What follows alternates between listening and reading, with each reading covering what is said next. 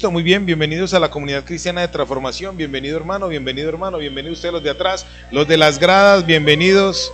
Gloria a Dios, gloria a Dios. ¿Dónde está la bullita de las vírgenes? Muy bien, gloria a Dios. ¿Oíste cómo te fue ayer?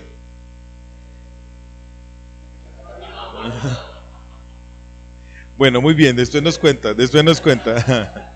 Muy bien, gloria a Dios. Vamos como dijo mi tío el dermatólogo, vamos a ir al grano. Vamos a trabajar hoy un tema muy bonito que hemos venido trabajando en algunos GTs de la comunidad cristiana de transformación. Para los que nos están viendo por Facebook, porque esto ya es contenido para Facebook. Es contenido, no es el que contenido. Contenido para Facebook. Los GTs son grupos de transformación. Lo que en otro tiempo, en otras iglesias, llaman células o grupos de oración. En transformación los llamamos grupos de transformación. En un grupo de transformación es donde llega una persona normal, sin conocer absolutamente nada de Dios, o conociendo a Dios, pero con otras perspectivas, con otras dimensiones, con otros conceptos. Y en el grupo de transformación, a través del filtro de la Biblia, se convierte. Por eso se llama grupo de transformación. Fue la palabra, el rema que Dios nos dio para esta iglesia, para la comunidad cristiana de transformación. Hemos venido trabajando doctrinas básicas en los grupos de transformación. Trabajamos doctrinas básicas como doctrina de salvación, doctrina de pecado, doctrina del diablo, doctrina del Padre, del Hijo, doctrina del Espíritu Santo, en fin, las doctrinas varias o básicas fundamentales que hay en la palabra de Dios para todo creyente. La Biblia dice que estos días son malos, entonces como son malos tenemos que trabajar como para ellos. Muy bien, vamos a orar y después de que oremos ya le vamos a dar duro a la materia.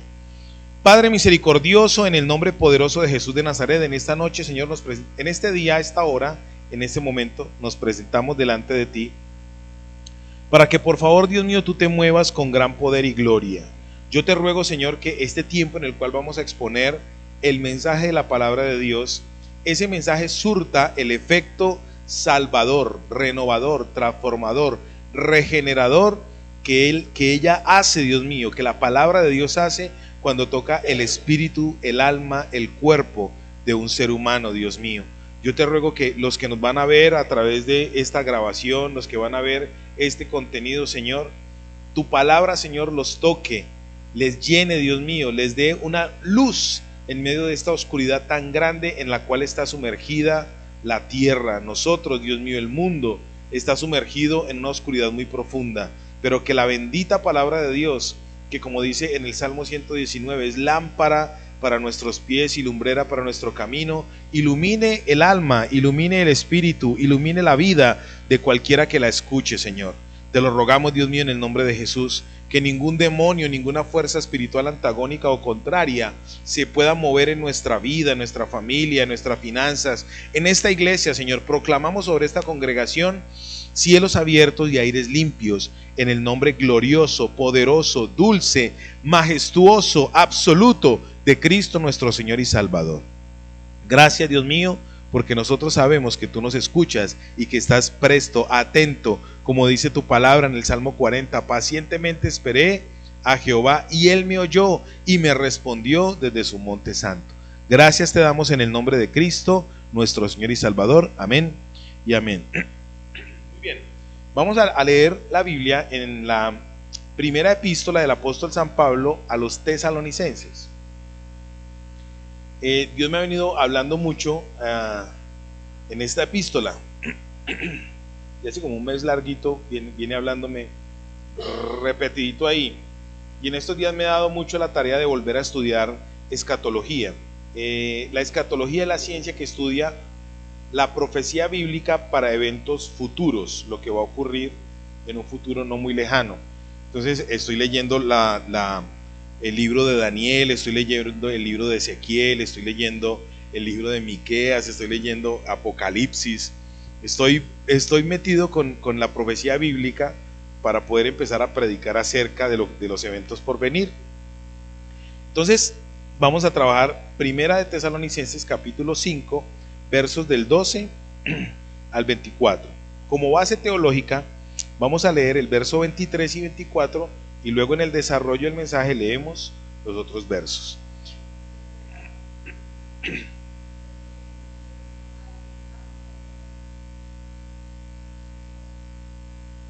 Diablo mentiroso, en el nombre de Jesús, sí. Muy bien, vamos a leer entonces el verso 23 y 24.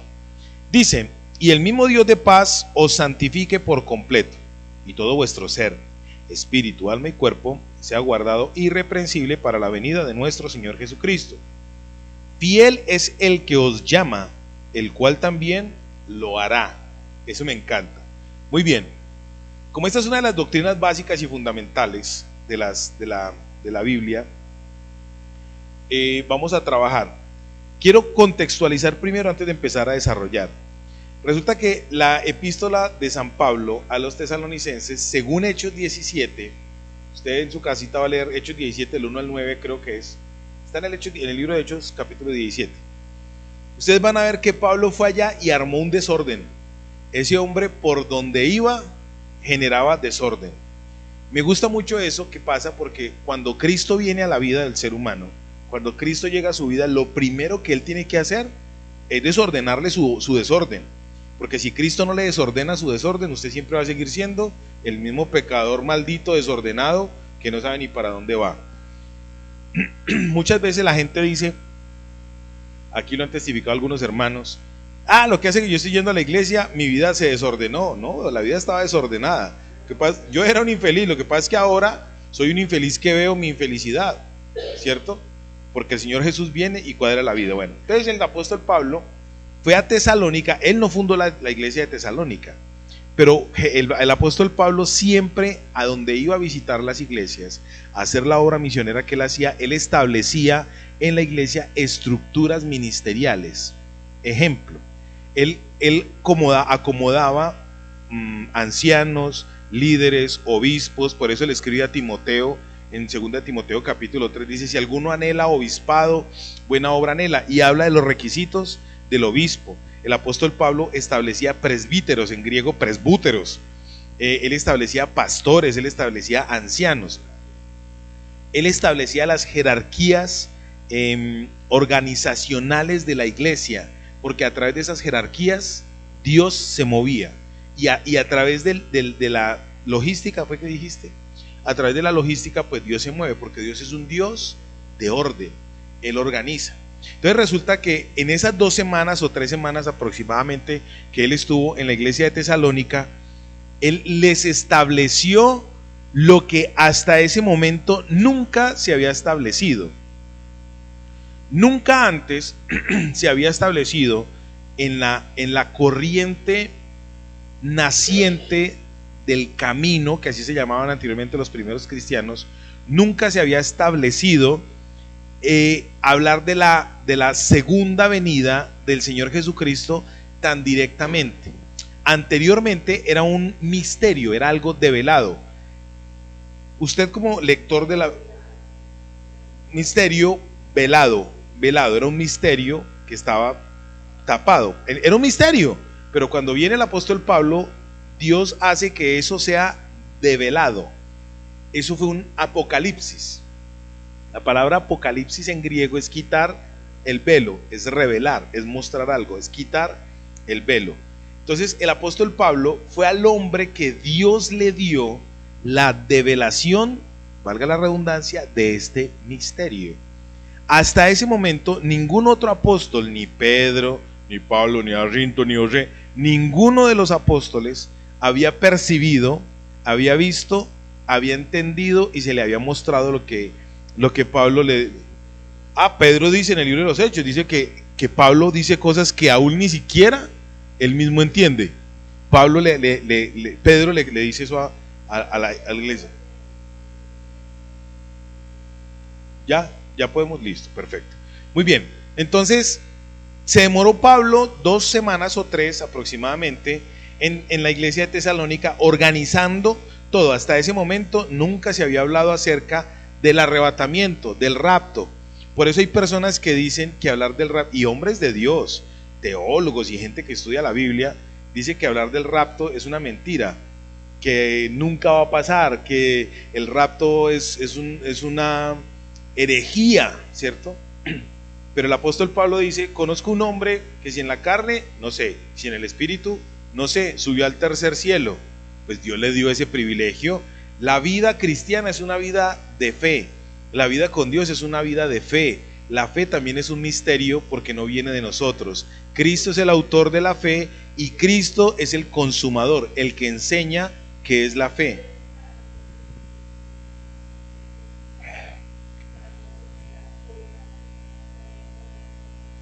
Amén. Amén. A ese hecho, a esa manifestación.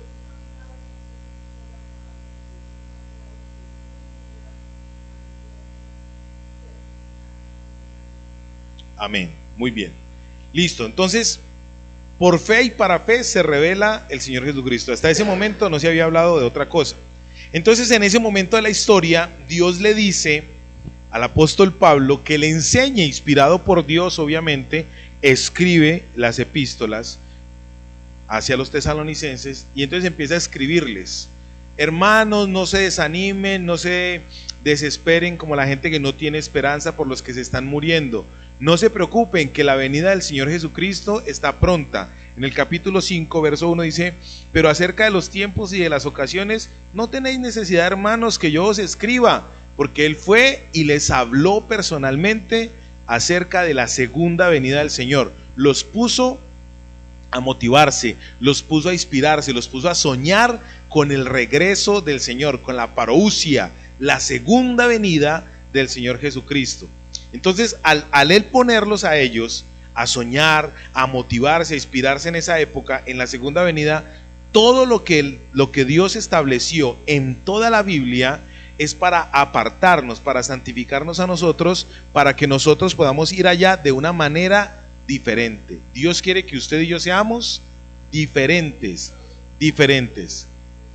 El título de hoy es: ¿para qué me sirve ser diferente? Llegamos a mirar ¿para qué me sirve ser diferente? ¿Para qué me sirve ser diferente? En la Biblia dice, en el libro de Levítico, en el libro de Deuteronomio, que Dios desde el principio quería una nación completica para que fueran sacerdotes de Él, para que le ministraran a Él. Esa nación elegida fue la nación de Israel. Debido a la rebeldía de su corazón, pues Dios tuvo que acceder al plan B. ¿Cuál fue el plan B? La tribu de Leví.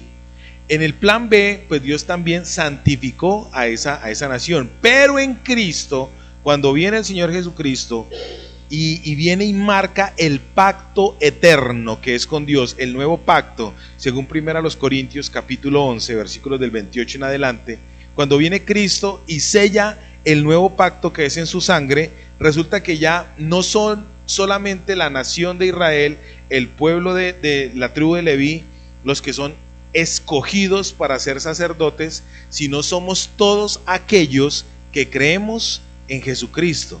O sea que si Néstor cree en Jesucristo, dice 1 de Pedro capítulo 2 verso 9, que ya tú entras a ser parte de la nación del real, de la nación que Dios tiene para Él, para que mostremos las virtudes de aquel que nos llamó de las tinieblas a su luz admirable. ¿Sí me estoy dando a entender? Esto es glorioso, eso significa santidad.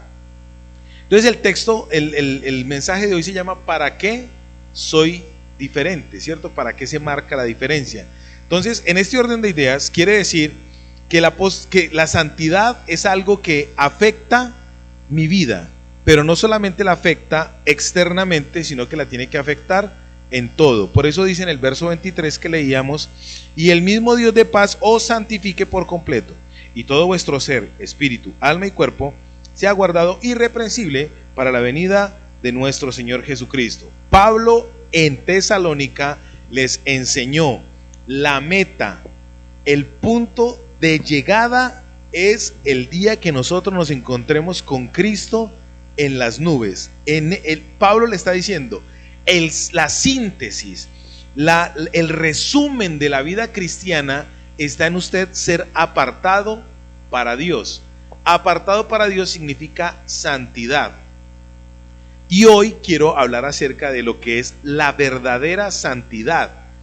No la santidad aquella que habla la iglesia tradicional católica romana, que es al San Marianito, a Santa Teresita de no sé dónde, a San Cusclito de no sé dónde, en fin, la cantidad de más de miles y miles de santos que hay. La santidad de Dios es una santidad viva, la santidad de Dios es una santidad real, porque en la Biblia dice que Dios es un Dios de vivos y no de muertos. O sea, Él no puede santificar un muerto, porque el muerto ya quedó, ya está expuesto, dice Hebreos capítulo 4, está expuesto a la segunda venida, o sea, al juicio.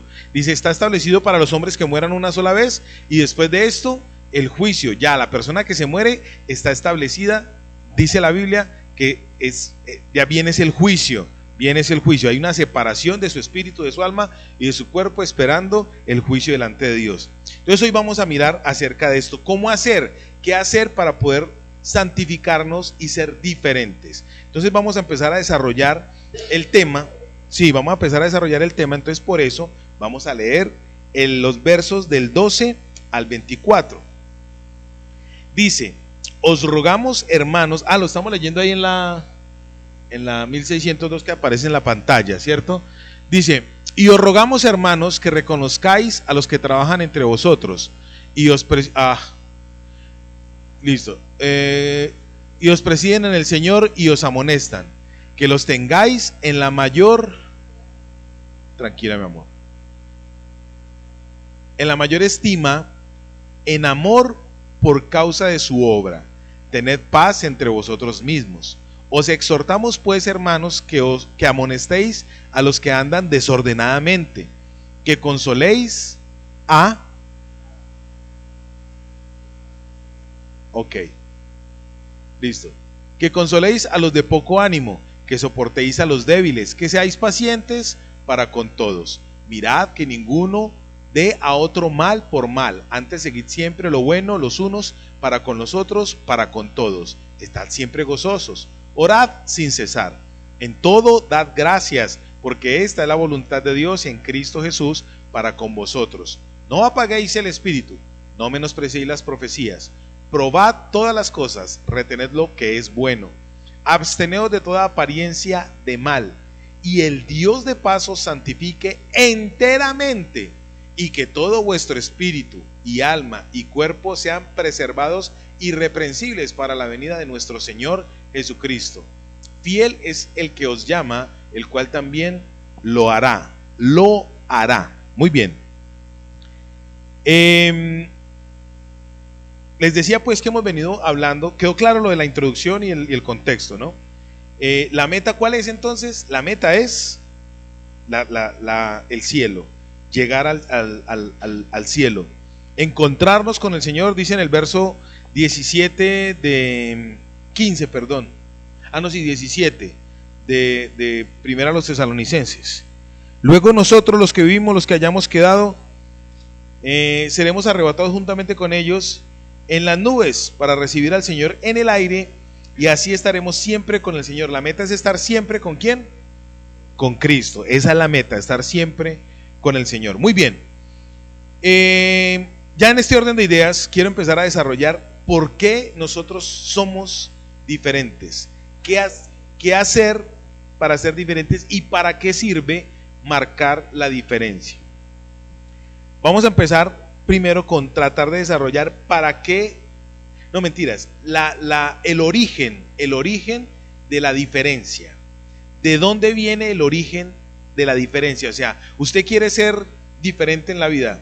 Mira, ponle pues cuidado. Cuando yo era bachiller, cuando yo estaba estudiando en el colegio, en el bachillerato, siempre que había una presentación a nivel de cursos y demás, el que era el aguerrido, el fuerte emocionalmente, el que era capaz de hablar en público, siempre que cantaba, recitaba un poema o decía cualquier cosa, decía: yo quiero marcar la diferencia, yo quiero romper el esquema, yo quiero ser. ¿A usted no le pasaba eso? Solo me pasó a mí. ¿Cierto que sí? Usted no tuvo juventud, chino, usted no. Mire usted que aún en el mismo pueblo cristiano Cuando alguien empieza a medio crecer a nivel ministerial o en la iglesia, empieza a querer decir que él quiere romper el esquema. Quiero ser diferente, porque sale del molde del mundo y entra al molde que no hay molde, porque aquí en la iglesia no hay molde. ¿Usted lo hizo? Ah, sí, ya me acordé. Estoy mucho igualado. Muy bien. Hay gente entonces que dice que quiere romper la diferencia. Y resulta que Dios le dice a usted, sí, Él mismo, Dios quiere que usted sea diferente a todo el mundo. Eso se llama santidad. Dios quiere apartarlo a usted, separarlo a usted, quitarlo a usted de todo el bochinche en el cual usted está metido para que usted sea ¿qué? Diferente. Y la palabra diferencia y santidad pueden ser sinónimas, porque Dios no quiere que usted sea igual. Por eso Dios nos dio esa palabra poderosa a transformación que dice: no se conforme a este siglo, sálgase del molde, ese molde de sumisión al mundo, ese molde de modalidades, ese molde de filosofías, de creencias que hay en el mundo, de consumismo, de tecnología, de todo lo que tiene que hacer usted para estar igual a los demás. Dios le dice: sálgase de ese molde, sea diferente en su forma de pensar, sea diferente en su forma de amar, sea diferente en su forma de mirar a los demás. No mire a los demás como lo miran a usted, mírelos diferente, ámelos. A usted el mundo le dice: pague mal por mal, véngase. Dios le dice: no lo haga, no se vengue, no sea igual que los demás, no, sea diferente. Por eso el Señor Jesucristo dijo: si a usted le pegan en la derecha, ponga también la izquierda. Si a usted lo ponen a cargar una milla, cargue dos. Si a usted le piden la túnica, dele la capa. Era marcar la diferencia con eso. Eso es violencia, eso es agresividad. Dios quiere que usted empiece a entender esto, ¿sí o no? Bueno, resulta pues en ese orden de ideas que nosotros nos hemos venido dando cuenta que la lucha que nosotros tenemos en transformación es una lucha contra la religión, no contra la relación con Dios, sino contra la religión. Ustedes no han visto que hay muchas corrientes doctrinales, muchas iglesias y demás, que hablan acerca de la santidad y exponen la santidad como si fuera algo externo, aparente. No estoy diciendo que no sea la verdad, es la verdad, pero a medias, porque están diciendo que la santidad se manifiesta solamente en la parte física, en lo externo. Pero según este texto 23, verso 23 de Primera a los Tesalonicenses, capítulo 5, dice: y el mismo Dios de paz, número 1, os santifique por completo, lleno, absoluto, todo, completamente, llena todo, os llene, por completo, y todo vuestro ser, espíritu, alma y cuerpo sea guardado irreprensible para el propósito. ¿Cuál es? La venida del Señor Jesucristo. ¿Para qué quiere Dios que usted y yo seamos diferentes? Para la venida del Señor Jesucristo. Desde adentro hacia afuera. ¿Cómo se construyó el templo de Salomón? Perdón, ¿cómo se construyó el tabernáculo de Moisés? Se construyó primero el lugar santísimo, la parte más de adentro, y de ahí empezaron a construirlo hacia afuera. ¿Cómo se construyó el templo de Salomón? Desde el lugar santísimo hacia afuera. O sea que Dios quiere santificarnos desde adentro hacia afuera, no de afuera hacia adentro. Después de la invasión babilónica se reconstruyó Jerusalén de adentro hacia afuera. ¿Sí me va a entender? Entonces Dios quiere que usted cambie ¿en dónde? Primero en su interior, primero, y de ahí para adelante va a empezar a marcar la diferencia. ¿Cuál es el propósito de Dios? Para la venida del Señor Jesucristo. Ser cristiano, ¿para qué me sirve a mí ser cristiano? Para la eternidad. Esto lo estábamos hablando en estos días. La pregunta: ¿por qué eres cristiano? Porque Cristo mora en mí. ¿Por qué eres cristiano? Y porque Él me salvó. Para que Él pudiera morar en mí, ¿qué tuvo que hacer primero Él?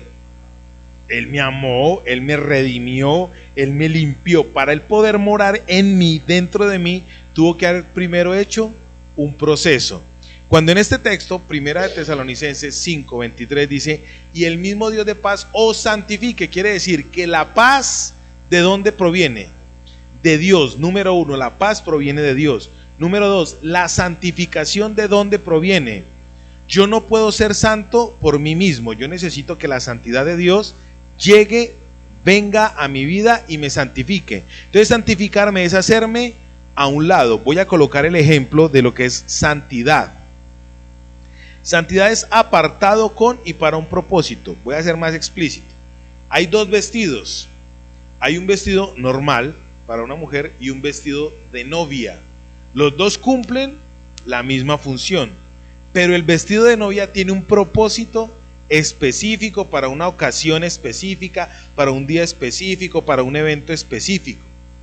El vestido de novia representa la santificación de Dios. Dios no quiere que usted y yo seamos comunes, vulgares, como cualquier otro vestido.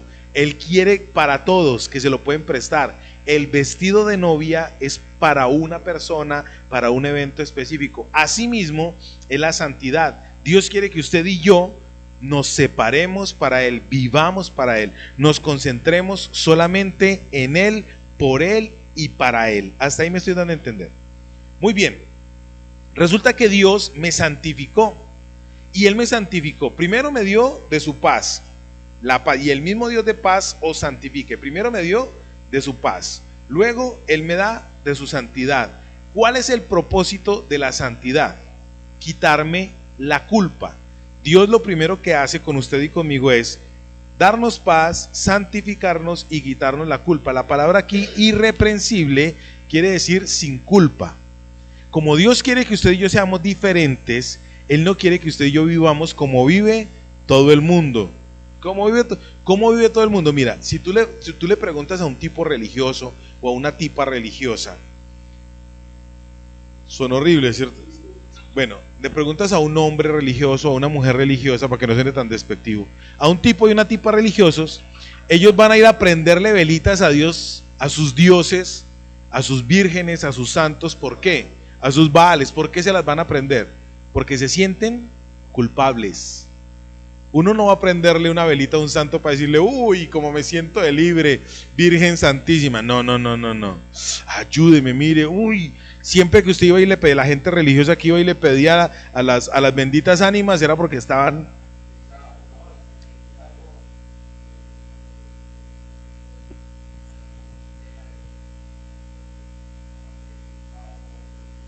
comprometidos. Sí, es una carga. Es una carga. Exactamente. La compromiso. No hay juicio, no hay juicio. Muy bien. Entonces resulta que Dios te santificó y te hizo irreprensible, te quitó el pecado, te quitó lo malo y tal. Les iba a colocar el ejemplo. Hace unos años llegó un tipo de Estados Unidos, esa palabra tipo voy a corregirla. Llegó un tipo de Estados Unidos y nos dijo a nosotros, a unos pastores y a nosotros, nos dijo, mire, yo los voy a formar en teología, una teología internacional, un doctorado de una universidad, de la Universidad Westinghouse, West America, Oklahoma City, por allá en Jurutungo, una universidad lejos. Entonces el tipo nos dijo a nosotros, mire, tome su certificado de Magister y doctor en teología, ya lo tiene. El tipo nos dio el certificado, no le estoy mintiendo. Pero el compromiso era que nosotros, después de que él nos diera el certificado, teníamos que hacer el curso. A mí me pareció muy charro eso. Es el primero que nos da, nos gradúa y luego nos pone a estudiar. Bueno, no nos graduó, nos dio el certificado y después nos ponía a estudiar para decir al final, se ganaron lo que ya les había dado. A mí me gustó mucho cuando empecé a leer este pasaje, por eso mismo.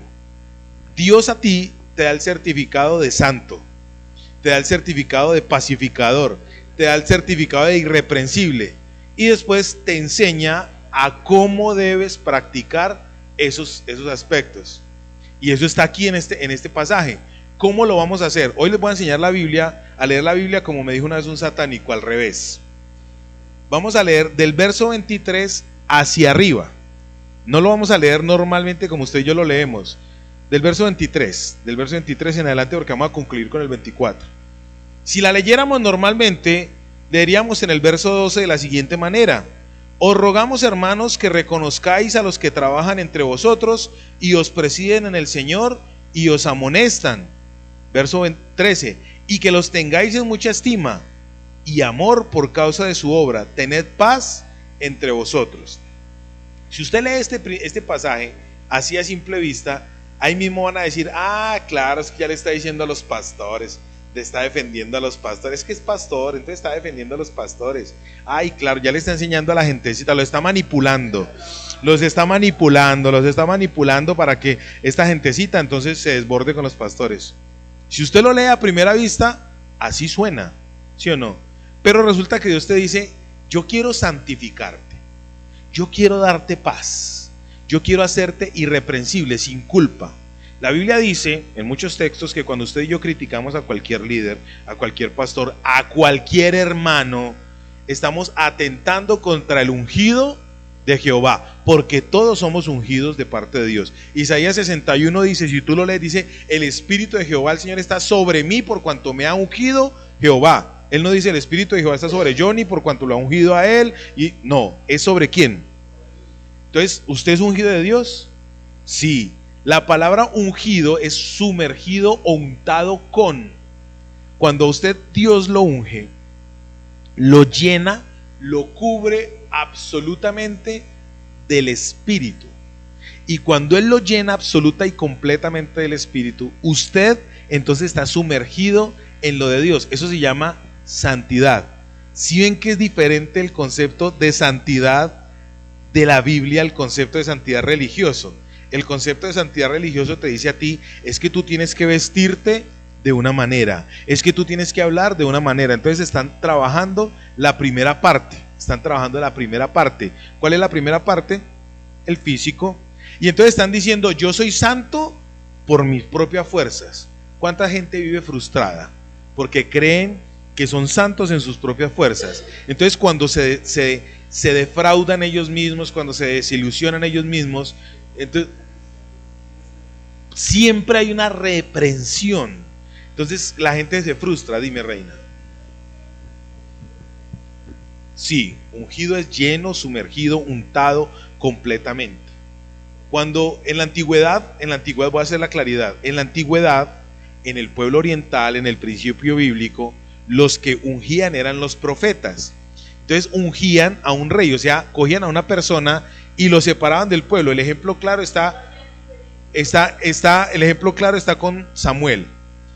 Primera de Samuel capítulo 10, coge el profeta Samuel del capítulo 10 en adelante a Saúl.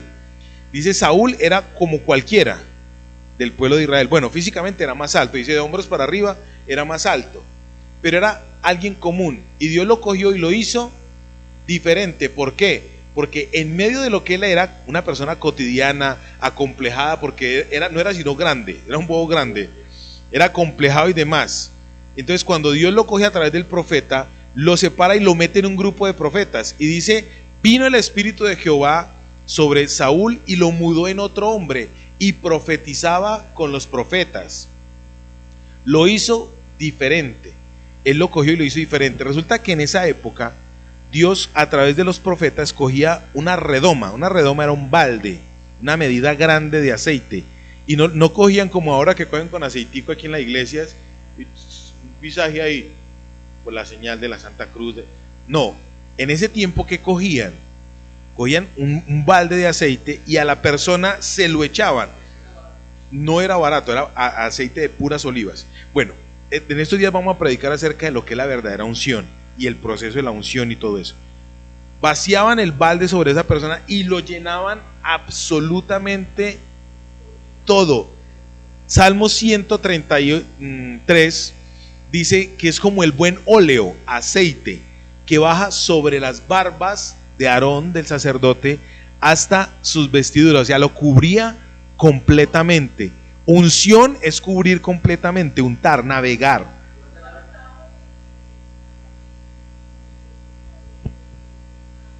Sí, seco.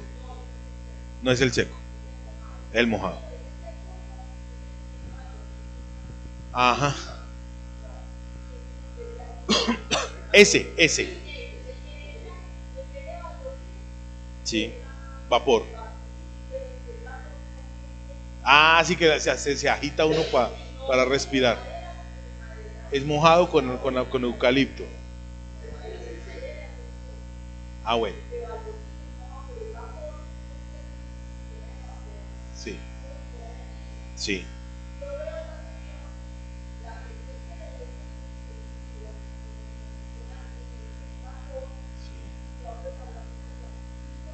Aún traga de ese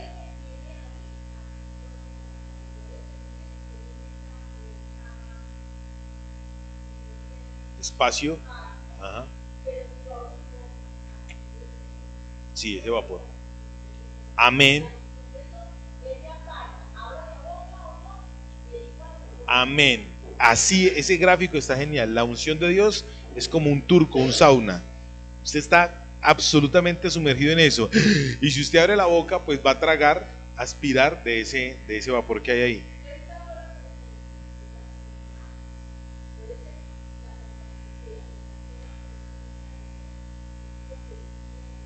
Así es.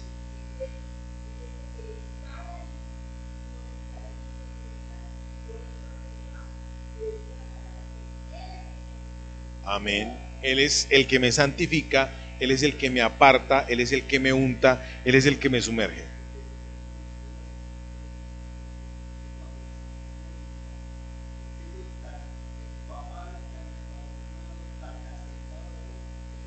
Nada lo coge, no lo pueden coger. Por eso en estos días vamos a hablar acerca de eso. La palabra irreprensible es sin culpa. Tendríamos que hablar acerca de eso. ¿Qué significa estar sin culpa?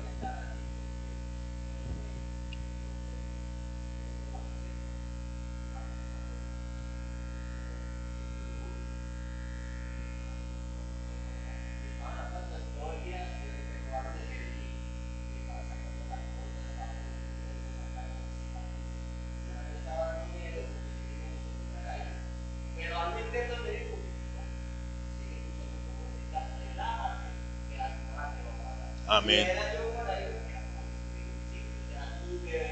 Así es. Amén. Porque cuando Dios uno está sumergido en Dios, lo separa. Entonces hasta ahí estamos claros, ¿sí o no? Dios quiere entonces pues hacernos diferentes.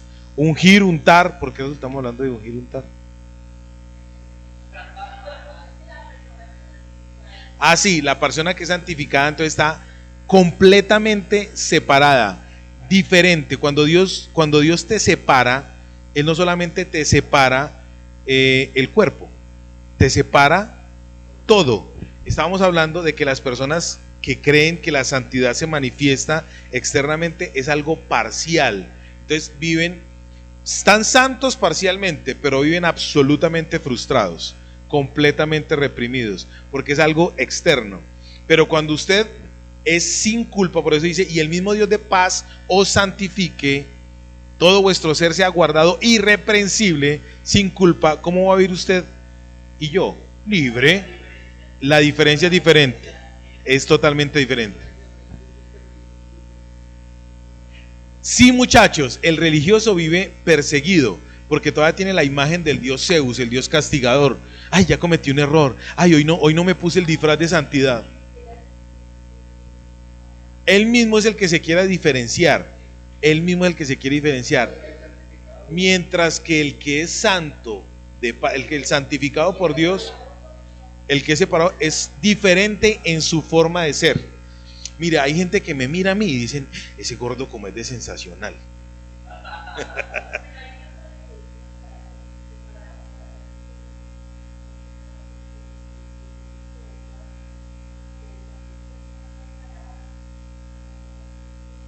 Sí, sí, exacto. Mira, la palabra santidad y anatema en el hebreo tienen la misma raíz, significa muerte. Anatema, kadosh, y santidad, kadosh, significan muerte en hebreo. Porque para Dios te tiene que matar de lo malo para santificarte en lo bueno. Y el anatema es matar lo bueno para meterte en lo malo. Entonces tiene la misma raíz. Muy bien. Entonces, ¿cómo hacer para ser diferentes? Para poder mirar este pasaje no con un sentimiento de culpa, Es que ya está defendiendo el verso 12 y 13, ya está defendiendo a los pastores. ¿Cómo hacer para verlo diferente y que el concepto de santificación sea diferente, valga la redundancia? Sí. ¿Para qué me sirve ser diferente? Listo. ¿Qué me sirve o para qué me sirve ser diferente? ¿Para qué me sirve? Vamos a empezar a mirar para muchos aspectos, pero lo fundamental es que va a transformar mi manera de ver el entorno, de ver a la sociedad, de ver a la gente, de ver a mi consiervo, de ver a Dios, de ver cómo va a ser la segunda venida del Señor. Me la cambia. Cuando yo empiezo a ser diferente, me cambia el sentido de lo que es la cotidianidad en mi vida, todo. Muy bien, entonces, ¿cómo hacer para que el ejemplo del certificado? Ya Dios te dio el certificado de santo, ya Dios te dio el certificado de pacificador, ya Dios te dio el certificado de irreprensible.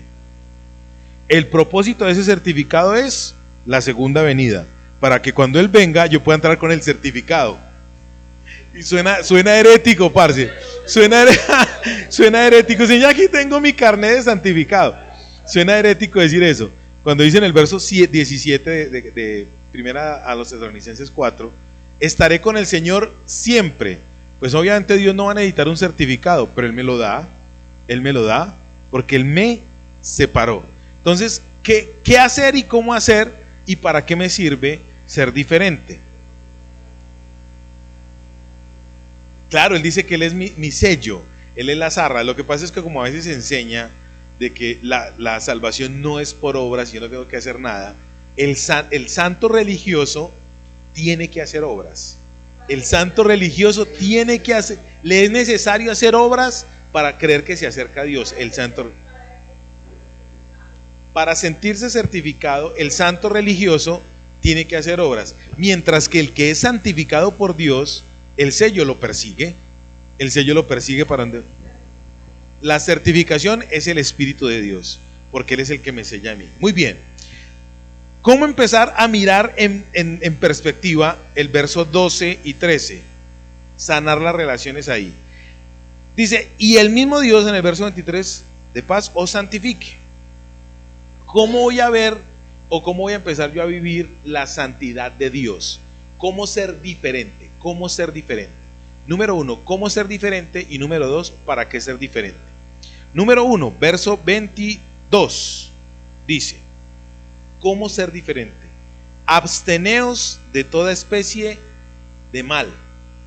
¿Cómo ser diferente? Absténgase de hacer lo malo. Ahora, ¿qué es malo? ¿Y qué es bueno? Eso es una pregunta brava, brutal.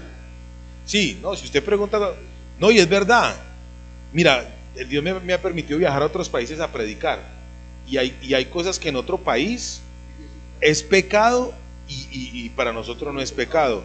Los vocablos, la idiosincrasia, es diferente, ¿cierto? Pero entonces la Biblia dice, absteneos de toda especie de mal. En la Biblia dice que hay una ley, en el libro de Romanos, en el libro de Romanos dice que hay una ley que todos, absolutamente todos tenemos dentro, que se llama la ley de la conciencia. Esa ley de la conciencia es la que te dice qué está bien y qué está mal. Por ejemplo, en México decir hijo de la ching es normal, no es grosero. Allá es grosero, para nosotros no, porque no. O como en lo que le he venido diciendo a usted, en Argentina decir boludo es una grosería. Exactamente. En España decir gilipollas es una groseriota. Aquí, bueno, pues precisamente por eso, coger en España y en otros países es tener relaciones sexuales. Aquí no, aquí es coger, cogí esta Biblia, vamos a coger el bus. En Brasil decir buceta es la vagina, y aquí entonces vamos a coger una buceta, y es que vamos a tomar un microbús para viajar. ¿Sí me van a entender? Entonces cuando el apóstol Pablo está diciendo aquí, o Dios más bien a través del apóstol Pablo nos está diciendo, absteneos de toda especie de mal, está diciendo que hay que apelar a lo que la conciencia me dice que está mal. Pero ojo con esto. ¿Cuándo la conciencia me va a decir a mí que algo está mal? ¿Cuándo? Piense ahí en un momentito. Cuando yo estoy apartado. Cuando yo no estoy apartado para Dios, mi conciencia ¿cómo está? Conforme a la corriente del mundo. En el mundo te van a decir, vamos a pegarnos un peluchazo allí en la mayorista. ¿Qué tanto es eso? ¿Sí o no? Un ronzazo, un tal, una bailadita, pues, ¿qué tiene de malo eso? ¿Sí o no? El mundo te está diciendo, entonces, ¿cómo ser diferente y para qué ser diferente? ¿Cómo permitir que la conciencia me hable a través de la santificación? ¿Y para qué ser diferente? Para no participar, dice la Biblia, en las obras infructuosas de la carne, lo que me aleja de la venida del Señor, lo que me aleja de ese día glorioso en el cual yo voy a estar con el Señor siempre. ¿Sí? Abstenerse es mantenerse alejado. Así es. Está alejado de lo malo. Lo malo acá. Y si te acercas a lo malo, te alejas de Dios.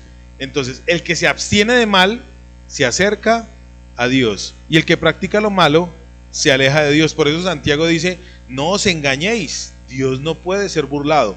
Lo que el hombre sembrare, eso mismo segará. Entonces, para yo poder entender qué es malo y qué es bueno, cerca de quién tengo que estar.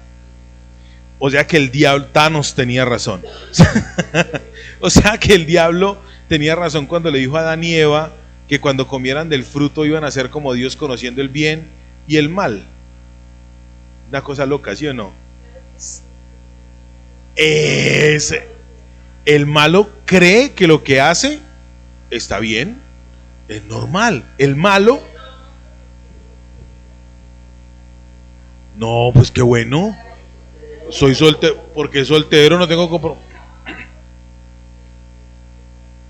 Póngale, ¿qué le enseña a la mamá? ¿Qué le enseña un padre sin Dios a un hijo? ¿Qué le enseña un padre sin Dios a un hijo? Desde pequeñito, mijo, la que se le atraviese, rómpala como a galleta. Porque usted es un varón, entonces le está enseñando algo que es malo. Ahora las mamás mamita, lávese esa boleta, mija, para que se gane la rifa.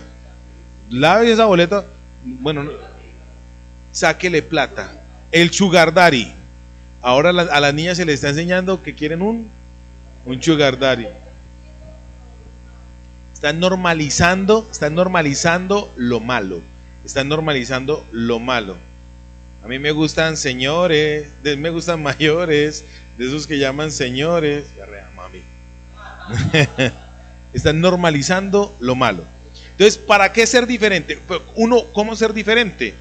Dice así, absteneos de toda especie de mal. Estamos leyendo la Biblia de abajo hacia arriba para entender. ¿Y por qué ser diferente? Porque en la medida que yo me acerco a Dios, me alejo de lo malo. Y cuando eso ocurre, me estoy acercando cada día más al día glorioso de la esperanza bienaventurada. Amén. Eso es ser santo. Y ahí estamos hablando de vestido. Ahí estamos hablando de que yo conozco una iglesia donde dicen que los hombres que usamos barba somos vanidosos. Ya le dije todo. Y eso no es santo delante de Dios.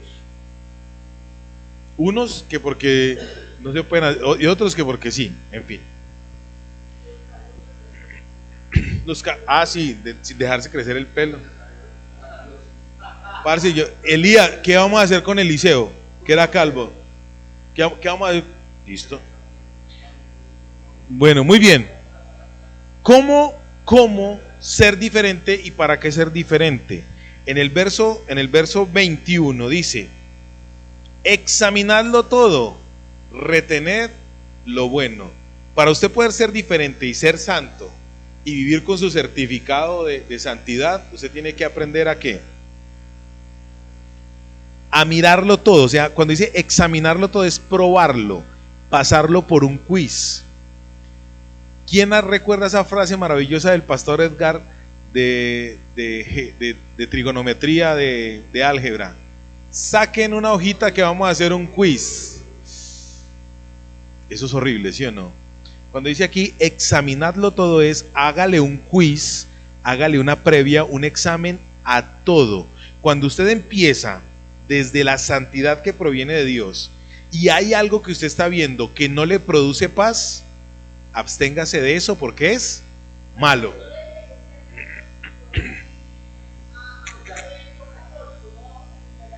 Sí. No le pregunte a nadie, no le pregunte a nadie.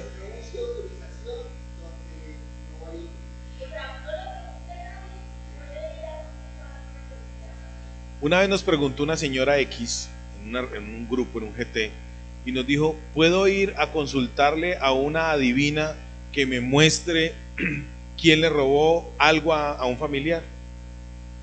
Nos preguntó a nosotros. Ahí viene que le respondimos. Lo que la Biblia dice, no lo haga. La Biblia dice, no lo haga. Entonces, ¿qué tuvimos que hacer nosotros?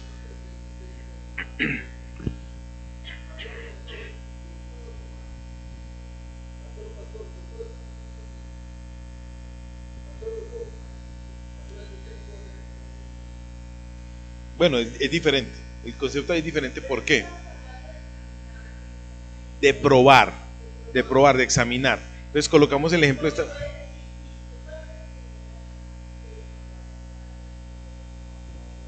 Ojo con esto. No aplica, pues sí aplica y no aplica. ¿Por qué? Porque estamos diciendo absteneos de toda especie de mal. Cuando usted aprende a abstenerse del mal, es más fácil examinar todo. Porque ya usted cuando se abstiene del mal ya sabe que la conciencia, obviamente, moro, obviamente. Bueno,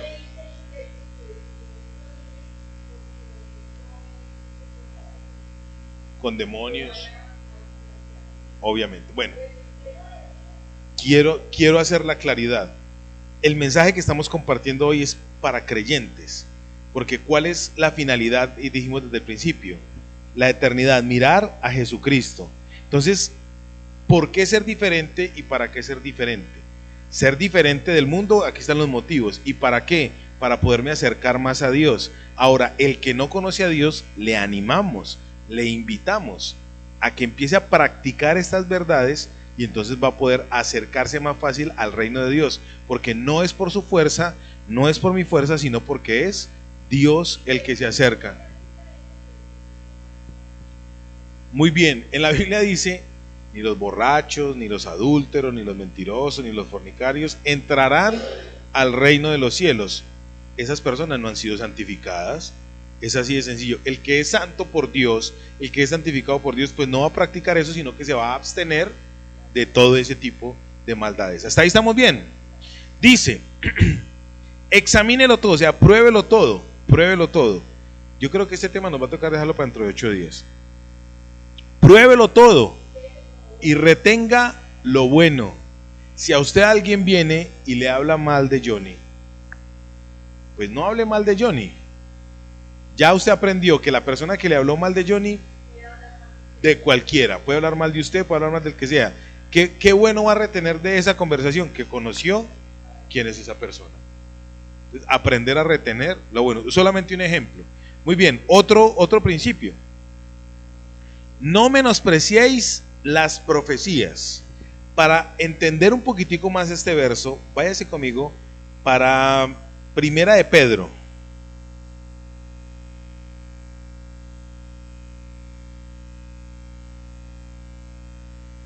Mire que yo no he encontrado que en esta Biblia nueva, no encuentro, en esta Biblia nueva. Perdón, segunda de Pedro, capítulo 1.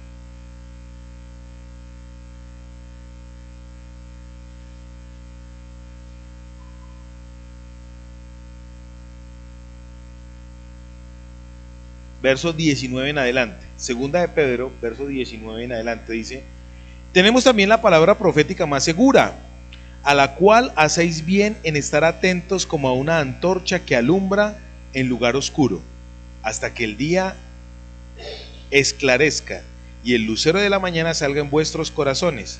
Entendiendo primero esto, que ninguna profecía de la Escritura es de interpretación privada, porque nunca la profecía fue traída por voluntad humana, sino que los santos hombres de Dios hablaron siendo inspirados por el Espíritu Santo.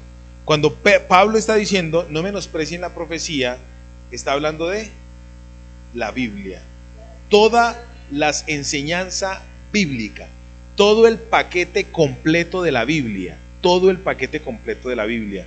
Cuando usted y yo estamos leyendo la Biblia, ¿qué estamos haciendo? Cuando usted y yo estamos practicando la Biblia, ¿qué estamos haciendo? Estamos profetizando sobre nosotros lo que la Biblia dice que es, ¿cierto? Porque dice la Biblia, ninguna palabra de esta profecía vino por voluntad humana, sino que los santos hombres de Dios fueron inspirados por el Espíritu Santo. Ojo con esto, nosotros para ser santos somos muy dados a clasificar, a excluir, a cuestionar. Voy a hablar directamente de una forma de doctrina. Cuando yo menosprecio la profecía o a la persona que está interpretando, también es burla. Iba a decir eso. Hay una corriente doctrinal, la iglesia esta del nombre, los unitarios. Hay esa iglesia trinitaria es un monstruo de 3 cabezas. Allá dejan pintar a las mujeres, eso no es santidad. Eso que está predicando ese pastor allá es un hereje porque está diciendo que las mujeres pueden enseñar, ¿cierto? Están criticando a otro y están menospreciando la palabra profética que otro está lanzando. Esto es muy teso. Para nosotros los pastores, los líderes, los que predicamos, es muy duro esto porque somos muy dados a eso. Somos muy dados a clasificar y a menospreciar a quien esté hablando la palabra profética. Hace muchos años estuve en Costa Rica y en ese país ocurrió algo interesantísimo. Uno de los pastores con los que íbamos allá, un hombre grande, presidente de la misión con la cual yo trabajaba, en esa iglesia había un momento donde alguien estaba profetizando, alguien estaba siendo usado para dar una palabra profética. No era la Biblia, estaba dando una palabra profética. Y el pastor se paró de la silla donde estábamos y vino, era un tipo así grandote, un brazote de ese tipo, eran 2 brazos míos. Y viene uno de los diáconos de la iglesia y lo coge del brazo y le dice: siéntese porque está hablando Dios. Yo apenas me agaché la cabeza, a mí no me dio risa. Yo entendí eso. Yo dije, uy, esto es muy teso. Al hermano Roberto Finke, un diácono cualquiera de una iglesia chiquita allá, le dijo: siéntese que Dios está hablando. Ojo pues con el concepto, no menospreciar la palabra profética que se está dando. A mí eso me marcó, y nosotros somos muy dados a que predica el hermano Johnny, predica el hermano, entonces uno es muy dado a, sí, no me llena. Mire, había un pastor acá en Itagüí, yo a él lo amé mucho mientras vivió, porque ya no lo amo porque ya murió, pero lo amé mucho mientras vivió, Bernardo Arcila. Y este pastor, siempre que me invitaba a predicar a mí, el tipo tenía más experiencia que yo en el ministerio, tenía muchos más años que yo en el evangelio, o sea, me doblaba en edad, me doblaba en experiencia ministerial, me doblaba en todo. Pero algo que yo admiraba de él y de su esposa Elsie era que cuando yo iba a predicar, ellos de todo lo que yo predicaba tomaban nota. De todo, ellos se sentaban en la primera silla y de todo lo que yo predicaba me invitaban a un retiro espiritual y en la primera silla. Yo admiraba mucho eso de él. Él no menospreciaba la profecía. El que es santo, el que es apartado, no menosprecia la palabra profética, no menosprecia la Biblia. Menospreciar es dar menos importancia, considerar una cosa en poco, considerar que no merece la atención y burlarse. Eso es muy duro. Entonces, si se dan cuenta que santidad no es solamente adentro. Para terminar esta parte, este primer ciclo, porque lo tenemos que dejar hoy así, para no extendernos más. Cuando Dios dice, y el mismo Dios de paso santifique por completo, la palabra completo ahí es un absoluto. Dios que y especifica, Dios te quiere santificar y te quiere dar paz y te quiere hacer irreprensible en los tres elementos que componen el ser humano: espíritu, alma y cuerpo. Dios quiere que tú seas santo físicamente, pero también quiere que tú seas santo almáticamente. Y Dios quiere que tú seas santo espiritualmente, no solamente físicamente. La religión te lleva solamente a lo físico y a lo almático, pero dejan a un lado el espíritu. En la Biblia dice que el Espíritu Santo está ¿en dónde? En nosotros. Ojo con esto, cuando el ser humano fue creado, Dios sopló en la nariz del primer ser humano aliento de vida, el Espíritu de Dios. Una esencia de Dios está en nosotros. Hay algo de Dios, está muerto, pero cuando viene Cristo al ser humano, vivifica, levanta el Espíritu de Dios que está en nosotros. Ese espíritu tiene que dominar el alma y tiene que dominar el cuerpo. En la iglesia hay dos tipos de creyentes. En la iglesia hay dos tipos de creyentes: el creyente espiritual y el creyente almático. El creyente almático es el que es dominado por las emociones, y entre esos están aquellos que tuve un sentir, pastor. Ajá. El cristiano almático es dominado por sus sentires y sus emociones, porque como no tienen comunión con la palabra, con la profecía, ¿sí se dan cuenta cómo se enlaza?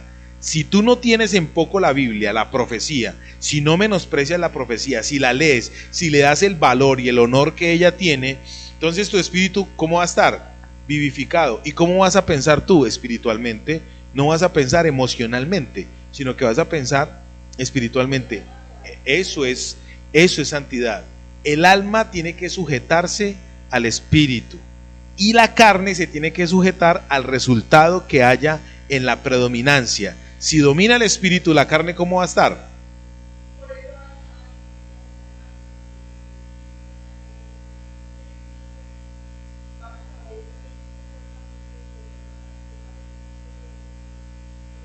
Ajá. Así es. Todavía son groseros, todavía les gusta prácticas mundanas. Gracias a Dios por Jesucristo. ¿Qué diferencia hay entre un cristiano almático y un cristiano carnal? O un no creyente. La diferencia es la línea de un bisturí. ¿Qué diferencia entre un cristiano maduro y un cristiano almático espiritual? La diferencia es la línea del filo de un bisturí. ¿Sí me di a entender? Es un pelito, es de nada. Muy bien, estamos leyendo la Biblia de abajo para arriba. ¿Por qué ser diferentes? ¿Para qué ser diferentes?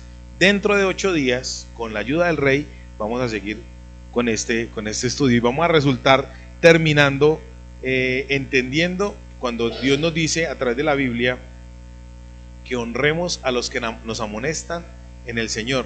Entonces vamos a entender que la santificación de Dios me lleva a respetar a las personas, no solamente a los que están en eminencia, sino a todas las personas. Padre, yo te ruego en el nombre de Jesús de Nazaret, que tu mano gloriosa y poderosa venga sobre quienes estén escuchando este mensaje. Que este mensaje, por favor, trascienda y haga eco en sus vidas.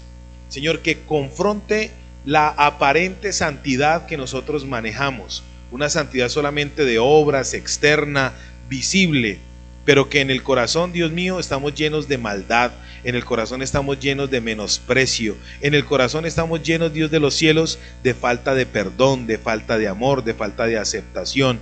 Nuestro ser no está lleno completamente de ti. Yo te ruego, Dios mío, en el nombre de Jesús, que por favor tú seas quien llene, permee nuestra vida, para que nosotros podamos expresar, manifestar, mostrar que tú eres el Dios eterno y que la santidad proviene de ti, que tú eres quien da la fe, que tú eres quien ejecuta la fe, que podamos decir, como dice el Salmo 23, entendiendo ya desde esta óptica, podemos andar en medio del valle de sombra y de muerte, pero tú eres quien nos alienta con tu vara, con tu callado, que podemos estar en medio de nuestros angustiadores, pero tú aderezas mesa para nosotros en presencia de ellos, Señor.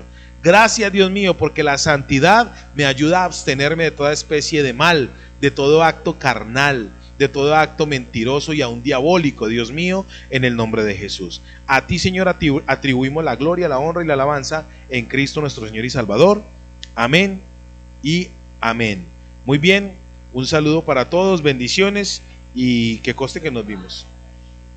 Qué bueno, ya como esto ya es contenido, qué bueno que usted comparta el contenido de este mensaje a sus amigos en su estado de WhatsApp. Este mensaje es bueno para atacar la religión y vivificar el espíritu. Amén. Bendiciones, bendiciones.